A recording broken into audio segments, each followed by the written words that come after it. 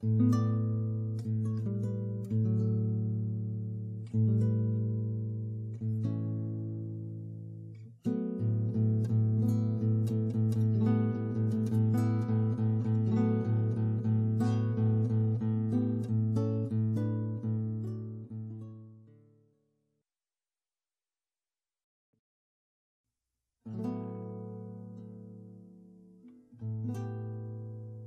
Fábio é o quarto filho de um agrônomo e uma dona de casa. A família tinha uma estância. O Bi começou a desenhar, fazer imagens, né? Retratava e fazia imagens assim de cavalo, de coisas assim do campo. Ele começou a trazer isso pra gente, entendeu? Que para nós era a coisa mais rica que a gente tinha, né? Que era essa relação assim com a vida, com o campo, com essas coisas simples. Eu não saberia precisar quando nós conhecemos o Fábio. Mas o Fábio já convive conosco há tanto tempo que passou a ser parte integrante já da nossa família, do nosso meio. Minha história de amizade com o Fábio começa ainda na juventude. Nos identificamos muito na questão da paixão pelo cavalo e pelas coisas de campo. Eu sempre acreditei muito, né? Eu sempre fui apaixonado pelas esculturas dele, desde a primeira escultura. E ao mesmo tempo ninguém levava ele muito a sério, eu acho, por não ser conhecido. Ele começou a me apresentar um lado dele que eu não conhecia, que era o lado artista. Lado artista no que diz respeito aos desenhos, lado artista no que diz respeito às primeiras esculturas, onde ele começou um trabalho com argila, depois entrando então as esculturas de arame, que ao meu ver foram uma grande inovação que podia ter acontecido no trabalho artístico do Fábio. Esse trabalho que eu exerço como escultor, ele tem início num processo de resgate. Eu imagino que uma etapa da minha vida foi vivida de uma maneira e interrompida, e nessa interrupção eu busquei uma forma de representar as coisas que eu gostava, que eu gosto até hoje. Começou com desenhos, sempre tive habilidade para pegar um lápis e representar as coisas como eu enxergo que elas são, no convívio das pessoas, nas relações humanas e na relação com os animais, com as coisas, com a natureza. E eu sempre tive esse fascínio por representar elas da maneira mais fidedigna. Esse processo de criar o desenho me levou para uma outra etapa, onde eu descobri a forma através do barro, né, da argila. Passado um tempo eu descobri o arame, peguei um pedaço de arame e fiz parte de um cavalo, que é o animal que eu mais admiro, que eu tenho mais identificação. Com essa insistência das pessoas em admirar aquela peça que ficava em exposição na minha própria casa, eu comecei a produzir algumas outras peças para fazer uma exposição. Fiz essa primeira exposição e vendi a primeira peça. Então eu tive a ideia de levar esse material para um centro turístico, para ver qual seria a aceitação desse produto novo, né? E foi eu chamo assim, foi um desastre, porque a gente não esperava aquela resposta negativa. E ao mesmo tempo foi a melhor coisa que podia ter me acontecido de esse material não ter ficado. No caso era a cidade de Gramado. Fomos lá com 9 esculturas e voltamos com as 9 esculturas. Não conseguimos vender nenhuma peça, a gente não conseguiu deixar nenhuma peça para vender, não teve aceitação, não era esse o mecanismo de comercialização desse produto. Íamos voltando de Gramado para Pelotas, e eu e o Rodrigo conversando, ele tentando amenizar a situação. Não é assim que funciona, né? Não dá para comercializar em lojas. Veio uma ideia do Fábio de colocar uma escultura em esteio, né? Mudou o foco, né? De como que iria comercializar as esculturas, né? Ele vou fazer uma escultura em tamanho natural e vou fazer com que ela seja comercializada e entregue no Parque de Esteio durante a Expo Inter. Foi em 2006.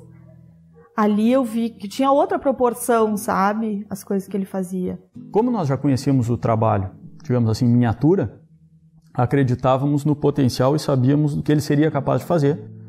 Mas, tendo em vista o período que faltava para a Expo Inter, foi bastante discutido se daquilo poderia acontecer. Mesmo que fosse a 11ª escultura a ser executada por mim, em arame, eu acreditei naquela ideia. Bom, então vamos apoiar. Apoiar uma escultura, apoiar um objeto artístico, né, que fosse representar o freio de ouro na pista, né, ficasse eternizada na entrada da pista do freio de ouro.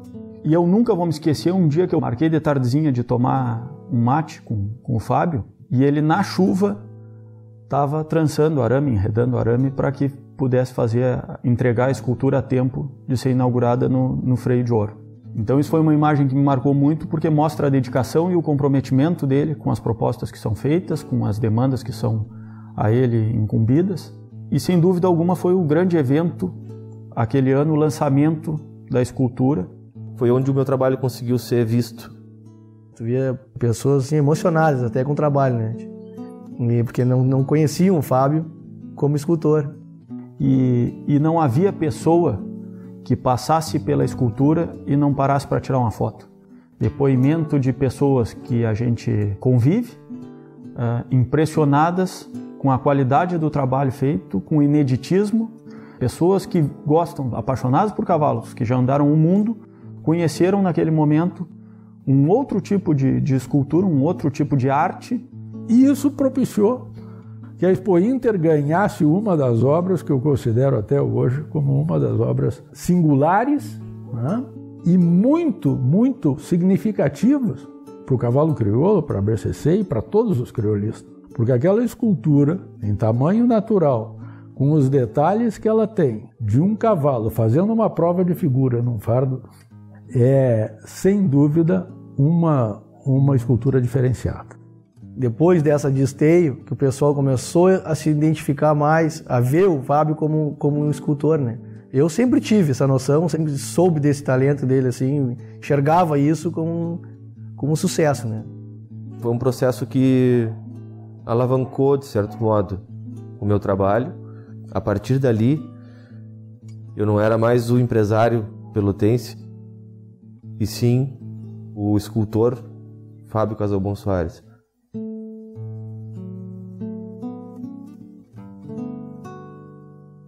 A veia artística que ele tem, nós tomamos conhecimento através de algumas coisas feitas por ele, desde desenhos, desde de trabalho de escultura em argila, que começou lá, ainda quando empresário.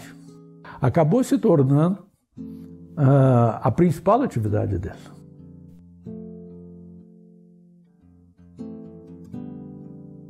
O Fábio, enrolando o arame, trançando o arame, como alguns dizem, foi montando, foi entendendo o formato e conseguindo dar vida a determinadas imagens que a gente vê no campo. O Fábio sempre foi muito, muito detalhista, muito dedicado às coisas que faz. O Fábio tem a característica de ter uma noção muito clara de proporções, de detalhes, né? Se nós formos pegar as esculturas e vermos o tamanho de um casco, os detalhes de uma crina esvoaçando, de uma cola ao vento, e em outras esculturas que ele fez, não só de cavalo crioulo, como ele tem esculturas de mulheres muito bem proporcionadas, muito bem postas. E uma coisa que não tinha, a princípio, a ver com as que eu já conhecia, que estavam ligadas ao campo.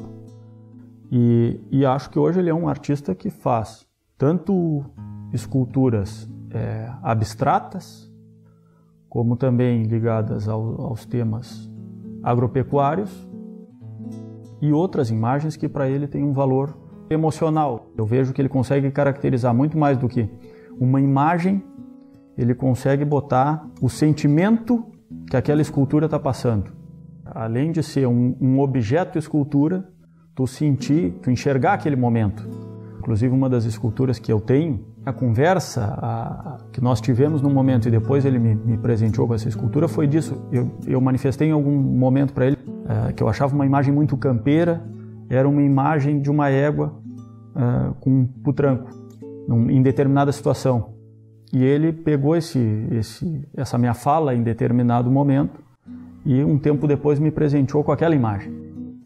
Acho que esse é um grande diferencial que ele tem, é conseguir pegar esses detalhes, seja com um cliente ou seja com um amigo, pegar o sentimento que aquela pessoa tem, o valor que aquela pessoa dá para uma determinada característica, para uma determinada imagem, para uma situação e dar forma para isso.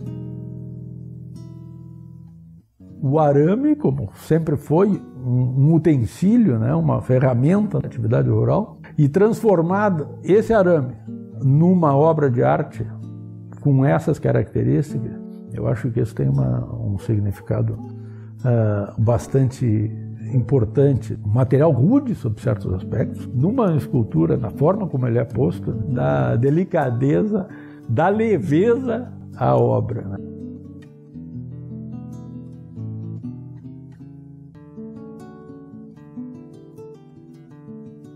E hoje o crescimento, o número de obras que já estão expostas, né, que já estão na mão de terceiros, né, são apreciadas por outros tantos, faz do trabalho dele um trabalho que nos orgulha muito.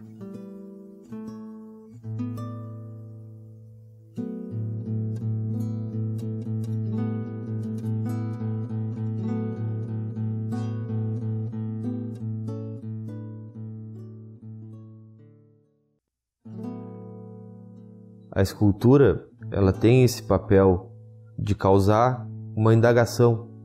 Quando a pessoa imagina, ela traz cores, traz movimentos, traz memórias, traz componentes que agregam valor, agregam mística, agregam coisas que somente o ser humano que tem sentimento consegue perceber. Senão ele é somente um material que não tem significado algum.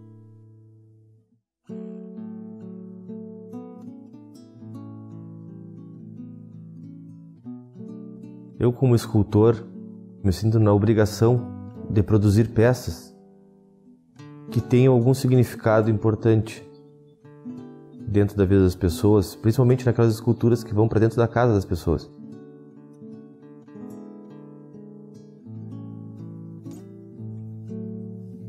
A maioria das minhas peças carregam um pouco de mim com elas, seja ela o que for.